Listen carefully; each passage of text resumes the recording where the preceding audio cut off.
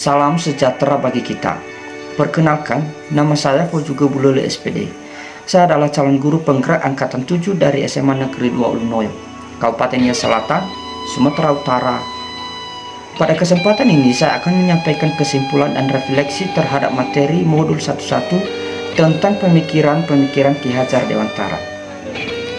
Seperti yang kita ketahui, Ki Hajar Dewantara adalah Bapak Pendidikan Indonesia yang lahir pada tanggal 2 Mei tahun 1889. Pemikiran-pemikiran beliau tentang pendidikan seperti misalnya semboyan ing ngarso sung tulodo ing madya maun karso tutwuri handayani sedikit banyak mempengaruhi perkembangan pendidikan di Indonesia sejak dulu hingga kini. 1. Apa yang Anda percaya tentang murid dan pembelajaran di kelas sebelum Anda mempelajari modul ini? Sebelum mempelajari modul 11 mengenai refleksi filosofi pendidikan nasional Ki Hajar Dewantara, sebagai guru saya meyakini beberapa hal sebagai berikut. Pengajaran sama dengan pendidikan. Guru adalah subjek utama kegiatan pembelajaran. Sebagai guru, harus mampu mentransfer ilmu kepada peserta didik saya secara klasikal atau dalam bentuk ceramah, diskusi, dan tanya jawab. Saya menganggap siswa tidak akan paham kalau materi pelajaran tidak saya jelaskan. Berikutnya, peserta didik dikatakan telah belajar jika mereka bisa mengerjakan soal asesmen sesuai dengan kompetensi dasar yang tertera di kurikulum, serta nilainya mampu melampaui KKM. Berikutnya, kegiatan belajar selalu dilaksanakan dalam kelas. Memberikan tugas yang seragam tanpa mempertimbangkan keragaman potensi peserta didik. Memberikan sanksi atau hukuman kepada peserta didik dapat mengubah perilaku mereka ke arah yang lebih baik. Kedua, apa perubahan dari pemikiran atau perilaku Anda setelah mempelajari modul ini? Banyak hal yang saya pelajari tentang konsep pendidikan Ki Hajar Dewantara melalui modul 11. Refleksi filosofi pendidikan nasional Ki Hajar Dewantara. Konsep-konsep pendidikan Ki Hajar Dewantara memberi pengaruh yang cukup signifikan terhadap pemikiran saya tentang pendidikan. Pengajaran ternyata tidak sama dengan pendidikan. Pengajaran atau underwrites itu merupakan salah satu bagian dari pendidikan. Maksudnya, pengajaran itu tidak lain adalah pendidikan dengan cara memberi ilmu dan atau berfaedah untuk hidup anak-anak, baik lahir maupun batin. Pendidikan diartikan sebagai tuntutan dalam hidup tumbuhnya anak-anak. Maksudnya, pendidikan menuntun segala kodrat yang ada pada anak-anak agar mereka dapat mencapai keselamatan dan kebahagiaan yang setinggi-tingginya, baik sebagai manusia maupun sebagai anggota masyarakat. Hidup tumbuhnya anak terletak di luar kecakapan atau kehendak kita sebagai kaum pendidik. Anak-anak adalah makhluk manusia dan benda hidup sehingga mereka hidup tumbuh dan menurut kodratnya sendiri. Kita kaum pendidik hanya dapat menuntun tumbuh atau hidupnya kekuatan-kekuatan kodrat itu agar dapat memperbaiki lakunya, bukan dasarnya. Hidup dan tumbuhnya itu dalam menuntun kita dapat mengibaratkan diri kita sebagai petani dan anak-anak yang kita didik sebagai benih, misalnya benih padi. Kita sebagai pendidik hanya dapat menuntun tumbuhnya padi tersebut. Kita dapat memperbaiki kondisi tanah, memelihara tanaman padi, memberi pupuk dan air, membasmi ulat-ulat atau jamur-jamur yang mengganggu hidup tanaman padi dan lain sebagainya. Tetapi kita tidak dapat mengganti kodratnya padi. Kita tidak bisa memaksa padi itu tumbuh seperti jagung misalnya. Sebagai pendidik, kita harus terbuka, namun tetap waspada terhadap perubahan-perubahan yang terjadi. Pada dasarnya, anak bukanlah kertas kosong yang bisa digambar sesuai dengan keinginan orang dewasa. Tetapi, anak sudah membawa kekuatan atau kodratnya, yaitu kodrat alam dan kodrat zaman. Kodrat alam, anak berbeda-beda. Kodrat alam anak yang tinggal di pegunungan akan beda kodratnya dengan anak yang tinggal di pesisir pantai. Mereka akan memiliki potensi, bakat, dan minat yang berbeda. Maka kita harus menyadari bahwa setiap anak itu beragam dan mempunyai keunikan sendiri-sendiri. Sedangkan kodrat zaman berhubungan dengan zaman yang dialami oleh peserta didik pada saat pengajaran atau pendidikan berlangsung. Untuk pendidikan saat ini, para pendidik harus menekankan pada kemampuan anak untuk memiliki keterampilan abad 21 atau yang biasa disebut dengan Creative Critical Thinking Collaboration Communication.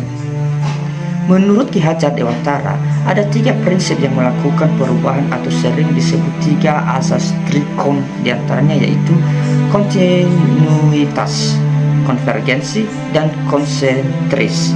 Kontinuitas maksudnya adalah ketika belajar kita harus berkelanjutan. Kita tidak boleh melupakan budaya dan sejarah dalam melakukan perubahan. Konvergensi maksudnya adalah pendidikan harus memanusiakan manusia dan memperkuat nilai kemanusiaan kita. Dan yang terakhir adalah konsentris. Maksudnya adalah pendidikan harus menghargai keberagaman dan kemerdekaan pembelajar. Jadi jelas sekali terlihat bahwa pendidikan itu memerdekakan. Tujuan utama pendidikan yang digagas Ki Hajar Dewantara adalah bagaimana pendidikan mampu membuat anak-anak memiliki budi pekerti yang baik. Budi pekerti atau watak yang diartikan sebagai bulatnya jiwa manusia. Orang yang mempunyai kecerdasan budi pekerti akan senantiasa memikirkan dan merasakan serta memakai ukuran, timbangan, dan dasar-dasar yang pasti dan tetap. Watak atau budi pekerti bersifat tetap dan pasti pada setiap manusia sehingga kita dapat dengan mudah membedakan orang yang satu dengan yang lainnya. Budi pekerti, watak atau karakter merupakan hasil dari bersatunya gerak pikiran, perasaan, dan kehendak atau kemauan sehingga menimbulkan tenaga. Melalui pendidikan, saya dan kita semua berharap bahwa anak-anak murid kita nantinya bisa bertumbuh menjadi sebaik-baiknya manusia yang memiliki adab dan berbudi pekerti yang baik. Ketiga, apa yang dapat segera Anda terapkan lebih baik agar kelas Anda mencerminkan pemikiran Ki Hajar Dewantara? Hal-hal yang akan saya coba terapkan agar kelas saya mencerminkan Ki Hajar Dewantara adalah sebagai berikut. Pertama, saya harus mengubah mindset saya yang tadinya berpikir bahwa anak itu adalah selembar kertas kosong yang tidak atau belum tahu apa-apa. Saya harus meyakinkan diri saya bahwa setiap anak lahir sudah lengkap dengan potensinya masing-masing. Meskipun masih terlihat samar-samar, saya harus peka membaca dan mengenali setiap potensi anak yang saya didik agar pengajaran dan pendidikan yang saya berikan nantinya, baik metode maupun bahan ajar, bisa betul-betul menggali potensi anak seoptimal mungkin. Kedua, saya mencoba menciptakan suasana kelas yang menyenangkan. Hal ini sejalan dengan kodrat anak yang senang bermain. Kita bisa mengkolaborasikan asiknya permainan ke dalam kegiatan pembelajaran, misalnya dengan melakukan permainan tebak kata ketika pembelajaran berlangsung. Ketiga, saya harus mengupayakan pembelajaran yang berpusat pada anak, memberi ruang, kesempatan, dan fasilitas seluas-luasnya agar anak mampu berpartisipasi aktif dalam kegiatan pembelajaran. Saya sebagai pendidik menempatkan diri saya sebagai fasilitator yang menuntun anak agar ia mampu mencapai tujuan pembelajaran yang diharapkan. Di akhir pembelajaran, penting bagi saya untuk memberikan penguatan terhadap materi-materi konseptual agar anak tidak mengalami miskonsepsi. Selain itu, melakukan pembelajaran berpusat pada anak saya berharap bisa mengasah keterampilan abad 21 mereka. Keempat, sebagai wujud dari tujuan pendidikan yang utama, yaitu lahirnya anak yang tidak hanya kompeten dari segi akademis tetapi juga berbudi pekerti yang baik. Saya sebagai guru selain memberikan wejangan harus bisa juga memberikan teladan yang baik. Jadi anak tidak hanya melakukan apa yang saya katakan, tapi harapannya anak mampu meneladani perilaku yang baik yang saya contohkan. Selain sebagai upaya motivasi anak agar berbudi pekerti baik, ini juga bisa jadi tantangan untuk saya bagaimana caranya agar saya bisa konsisten memberikan keteladanan yang baik. Guru sebagai sosok yang digugu dan ditiru. Kelima, pembelajaran saya harus berpihak kepada anak, artinya bebas dari segala ikatan, dengan suci hati mendekati sang anak, bukan untuk meminta sesuatu hak, melainkan untuk berhamba pada sang anak. Kata Ki Hajar Dewantara, pokoknya pendidikan harus terletak di pangkuan saya karena hanya antara kami inilah yang dapat berhamba pada sang anak dengan semurni-murninya dan seikhlas-ikhlasnya. Sebab cinta kasih kepada anak-anak didik boleh dibilang cinta kasih tak terbatas.